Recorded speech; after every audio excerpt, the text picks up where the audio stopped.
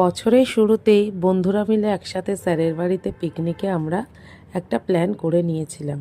তো দিনটা ছিল লাস্ট সানডে, আর ওয়েদারটা ছিল কিছুটা এই রকম, মানে আমরা সূর্যদেবের দেখা পাইনি, কিন্তু সকাল থেকেই অপূর্ব আর স্যার মিলে পিকনিকের যাবতীয় কাজের তদারকি শুরু করে দিয়েছিলেন। দেখো, এই ঠান্ডাতেও স্যার বসে কিন্তু নিজের কাজটা ঠিক করে যাচ্ছেন। আর এই দেখো, চলে এলো বাচ্চাদের খাওয়া দাওয়ার পর্ব। এর আগে আমি পিকনিকের নানা ধরনের ডান্স ভিডিও তোমাদের সাথে শেয়ার করে নিয়েছি, শুধু এই খাবার ভিডিওটাই আমার ভ্লগিং করা বাকি ছিল। সেগুলো আমি একবার এডিটিং করে দিয়ে দিলাম তোমাদের সাথে শেয়ার করে নিতে। তো বাচ্চারা প্রথমেই বসে গেছে, সেখানে পড়ে গেছে দেখো ফিশ ফ্রাই আর স্যালাড। স্যালাডে কেউ শশা খাবে, কেউ পেঁয়াজ খাবে, ওদের ডিমান্ড অনুযায়ী আমরা নিজেরাই পরিবেশন করে নিচ্ছিলাম। এখানে সব বাচ্চা পাটি বসেছে, তারপরে বসেছিল জামাইরা, আর একদম শেষে আমরা, মানে মেয়েরা।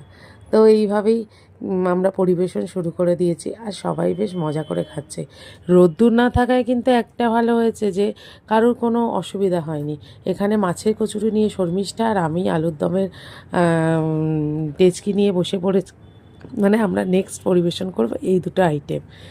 মাছ ফিশ ফ্রাইটা খাওয়ার পরেই ওইগুলো আসবে, ওই জন্য আমরা একদম রেডি সেডি গো পিপ হয়ে বসে আছি। জাস্ট ফিশ ফ্রাইটা খাওয়া হবে আর শুরু করবে। এই দেখো, শুরু হয়ে গেছে আমাদের দেওয়া। কে একটা আলু নেবে, কে দুটো আলু নেবে, ওদের ডিমান্ড অনুযায়ী আমরা পরিবেশন করছিলাম। বেশ ওরাও মজা পাচ্ছিল, আর আমরা তো করবো না হাসবো না কি করব, সেটাই হচ্ছে কথা। সবাই মজা করে খাচ্ছে। এখানে রিম্পা আমাকে আবার টুক করে একটু ফিশ ফ্রাই খাইয়ে দিল। ও মাঝে মাঝে এদিক ওদিক দিয়ে আমার মুখে গুঁজে দিচ্ছিল, আমিও টুকটুক করে খেয়ে নিচ্ছিলাম। ওর মেয়েগুলো একদমই কিছু খায় না, একবার ওটাকে খাওয়াচ্ছে একবার এটাকে খাওয়াচ্ছে, টুইন্স বেবি তো ওর। আর এখানে তোজো বসেছে, তোজোকে বলছি কটা কচুরি দেবো, ওর আবার কচুরি ফেভারিট। আর যেখানে কচুরি মানে মাছের কচুরি, তো কথাই নেই। আর স্যার এখানে সবটা দেখছেন যে ঠিকঠাক সবাই খাচ্ছে কি না, সবাই ঠিকঠাক নিচ্ছে কি না, কেউ লজ্জা পাচ্ছে না তো, সবটাই স্যার দেখছিলেন। তো এখানে খাওয়া দাওয়া স্টার্ট। এবার চলে এলো জামাইদের পালা। এখানে জামাইরা বসে পড়েছেন। এখানে আছে মিস্টার ফেলু উইথ ওয়াইফ, আর এইদিকে আছে উজ্জ্বল ওয়াইফের সাথে।